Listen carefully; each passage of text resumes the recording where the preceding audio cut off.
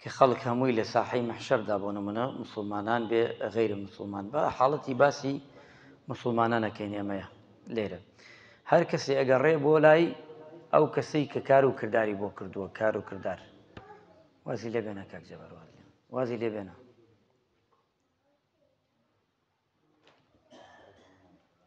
نەیگرێ واز لێ بێنە قوربان واز لێ بێنێتەوە إذا جمع الله الناس ليوم لا ريب فيه نادى منادي من كان أشرك في عمله عملا لله أحد واتأجر للروج قيامة أخوي يورب جار أدا بانجوازك أكري بخلقي هموي لو روجدا ككاتي خلق هموي كلقل كيابي أشيت لا يوكس بانج بيجك هر كسي شركێک شتێکی قرار دابێ ئەچێتە لای ئەو کەسەی کە بۆی ئەنجام داوە واتە لە دنیادا کارت بۆ کێ کردووە نیەتت چی بووە بۆ ڕەزامەندی کێ بووە خوای گەورە خاتە پاڵی ئەو کەسانە فليطلب ثوابا من عند غير الله ئەو کاتە ئەڵێ بڕۆ داوا بکە لەو کەسە تۆ بۆ فڵان کردوت بۆ نمونە بۆ خوا کردێتی و بۆ خەڵکش بۆی ڕازی بێ لێی خوای گەورە فەرمێ بڕۆ با خەڵک ئیمڕۆ پاداشتە داتەوە ماوەستەکەت ئەوە بووە یان بۆ نمونە پێی ئەڵێ بڕۆ خوای پەروەردگار پێی ئەڵێ لەبەر خاتری فڵان و فڵان کردووت بڕۆ بە ئەوان پاداشتت دەنەوە خوای گەورە لەوە گەورەترە لەوە زیاترە کە شەریکی بۆ قەرار بدەیت پێویستی بە شەریک نییە پەروەردگار پێویستی نییە کار و کردار بکەی بۆ خوا و بە غەیری خوا ئەم دوانە پێویست نییە ئیلا بۆ ذاتی ئەڵڵا نەبێ بۆ پەروەردگار نەبێ چونکە پێغەمبەری خوا عەلەیهی سەڵات وەسەلام وا دەفەرمێ وعرضوا على ربك صفا لقد جئتمونا كما خلقناكم أول مرة پەروەردگار ئەفەرمێت واتە هەمووتان کاتێ پیشان ئەدرێن ئەوەی کە پەروەردگار پیشانمانەداوە پێمانەشاڵێ ئێوە چۆن یەکەم تاو کە دروست کراون ئاواش گەڕانەتەوە یعنی ئێمە بە تەنیایی هاتینە دنیا ئەڕۆینەوە بە تەنیاییش چۆن لە بوونەوە هاتینە بوون ئاوا ئەگەڕێینەوە بۆ نەبوون لە بوونش و بۆ بوون دەینەوە ئیمامی عومەر ڕەزا و ڕەحمەتی خوای لێبێ ئەفەرمێت لە پێغەمبەری خواوە عەلەیهی سەڵات وەسەلام إن العلماء إذا حضروا ربهم عز وجل كان معاذ بن جبل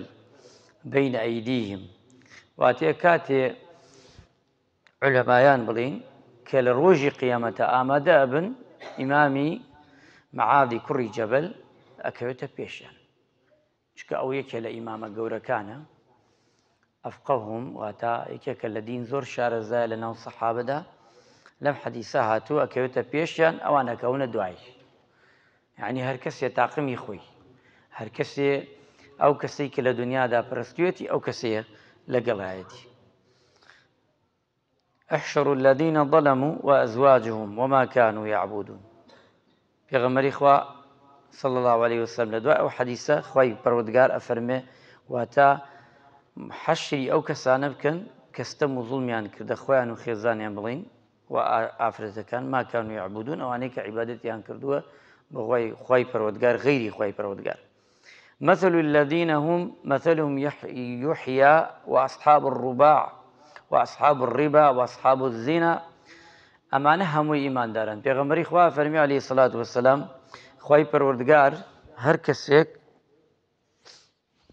لەگەڵ هاوشێوەکەی خۆیدایە لە قیامەتە هەر کەسێک لەگەڵ هاوشێوەکەی خۆیدایە لە قیامەتە و حەشرش ئەکرێ لەگەڵ ئەو هاوشێوە یعنی لەگەڵ بابەتی خۆی کەسی خۆی ئەو کەسی هەندێکمان بۆت باسەکە لەم حەدیسە ئەفەرمێ سوخۆرەکان ڕیباخۆرەکان لەگەڵ ئەهلی ڕیبان لە ڕۆژی قیامەتە کەسێک کە ڕیبای خواردووە لەگەڵ ئەهلی حەڵاڵە نییە لە قیامەت واتە سوخۆر ڕیباخۆر لەگەڵ ئەهلی ڕیبایە ئەمجا ئەفەرمێ هاوشێوەکان لەگەڵ هاوشێوەکانی خۆیانن فەرموویان ئەی پێغەمبەری خوا صلی الله عليه وسلم کامانن وتی فەرمووی ئەوانەی زیناکارن لەگەڵ زیناکارەکان کۆ دەبنەوە لە دنیادا زیناکار بن لە قیامەتە لەگەڵ زیناکارەکان کۆ دەبنەوە، واتە لەگەڵ داوێن پاکەکان کۆ نابنەوە. داوێن پاک لەگەڵ داوێن پاکە، زیناکەرش دوو لە ڕوو جەنابتان لەگەڵ زیناکەرە. ئەمجا پێغەمبەری خوا صلی الله عليه وسلم سێمیانی فەرموو عارەخۆرەکان لەگەڵ عارەخۆرەکان کۆ بنەوە، ئەوانەی کە لە دنیادا شتێکیان کردو حرامە، واتە لەگەڵ ئەوانە کۆ نابنەوە کە لە دنیادا کە عارەقیان نەخواردەوە. و ئەمجا ئەفەرمێ پێغەمبەری خوا عەلەیهی سەڵات وەسەلام دوای ئەوان بەو شێوازە بڵێن دۆزەخەکان ئەوانەی کە لە ئاگری جەهەنەمان هاوشێوەیان لەگەڵ هاوشێوەی خۆیان کۆ بنەوە، یعنی ئەهلی دۆزەخ لەگەڵ ئەهلی دۆزەخ کۆ بێتەوە. ئەمجا فەرمووی ئەهلی باشتش لەگەڵ ئەهلی باشت و پاک و چاک کۆ دەبێتەوە. کەواتە ئەمە بەڵگەیە لەسەر ئەوەی کە لە ڕۆژی مەحشەردا لە ساحەی مەحشەر خەڵک جیاکرێتەوە لە یەکتری، هەر کەسێ بەو کار و کردارەی خۆی لە ڕۆژی قیامەتە و لە ساحەی مەحشەردا خۆی گەورە لەگەڵی ئاکە. واتە سزاکانی ڕۆژی مەحشەر کە هەمومان کۆبینەوە ئەو ڕۆژە بۆ نمونە بۆ هەمووی و یەکسان نییە وەک یەک. ئیماندار جیاوازە لەگەڵ بێ ئیمانە، مسڵمان جیاوازە لەگەڵ نامسڵمانە، کابرایەکی منافق جیاوازە لەگەڵ کابرایەکی ڕاستگۆیە، کابرایەک ئەهلی خێرە و ئەهلی چاکە خوای پەروەردگاری بە جوانی پەرستە و شرکی بۆ قەرار نەداوە زۆر جیاوازە لەگەڵ ئەوەکانی تراکە عەکسی ئەمەن. بۆیە پێمان ئەڵێ حاڵەتی لە گۆڕەپانی مەحشەردا حاڵەتەکان ئەگۆڕێ مرۆڤەکان، ئەوەی چاک بێ چاکی کردە بێ لەگەڵ ئەهلی چاکایە، ئەوەی خراپش بێ لەگەڵ ئەهلی خراپە، خوای گەورە حەشری ئەکا. چونکە ئەمانە بەڵگەن لەسەر ئەوەی لە ڕۆژی قیامەتە ئەندێک کۆمەڵێک خەڵکن ئەو ڕۆژە چەندێ سەختە، بەڵام ئەمان هاان لە شوێنێکی و کاتێکی خۆشدا ئەچینە سەری باسی یەکەین. ئەو کەسانن کێن کەوا مسڵمانن ڕاستەقینێن لەو ڕۆژە لە ئازار و ئەشکەنجە و ناڕەحەتی ڕۆژی قیامەت نەجاتیانە بێ. و ئەو کەسانەی کێن کە تاوانبارن، ئەو کەسانەی کێن کە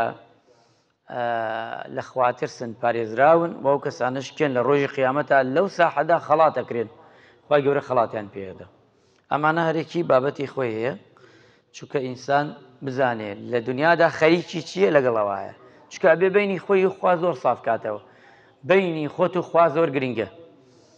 بینی خۆت و خوا. چونکە ئێستا ئێمە نازانین، ئێمە زاهری تۆی شایەتی دەی بۆ من ئیماندارم مسڵمانم، من شایەتی دەم بە تۆ مسڵمان و ئیمانداری، بەڵام باتنی چییە؟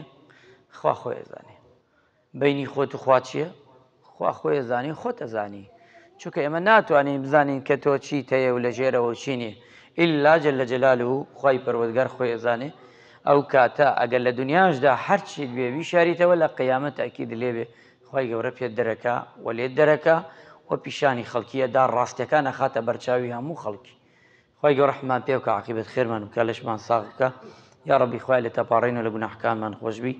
یا ئەڵڵا خوایەگیان لێ تەپاڕێنەوە، ئەی پەروەردگارە ڕەحممان پێ بکەی لەو ڕۆژەدا و لەو ڕۆژەدا فریامان بکەوی. خوایە لە ڕیزی مسڵمانان ئیماندارانی ڕاستەقینە کۆمان بکەیت و دامان بنەی و لەگەڵ ئەهلی خەیر و چاک و باشە دامان بنەی. یا ئەڵڵا خوایە لێ تەپاڕێنەوە، ئەی پەروەردگارە کە لەگەڵ ئەهلی خراپ و خراپەکاران کۆمان نەکەیتەوە، خوای ڕەحمان پێ بکەی، وەی نەخۆشمانێ خوا عیبادەتی ئەممان گەشترینەمان لێ قبوڵ بکەی. یا ڕەبی خوای ڕەحمان وەلایەتمان بکەی. آمين آمين والحمد لله رب العالمين وصلى الله على محمد وعلى آله وصحبه أجمعين والسلام عليكم ورحمة الله.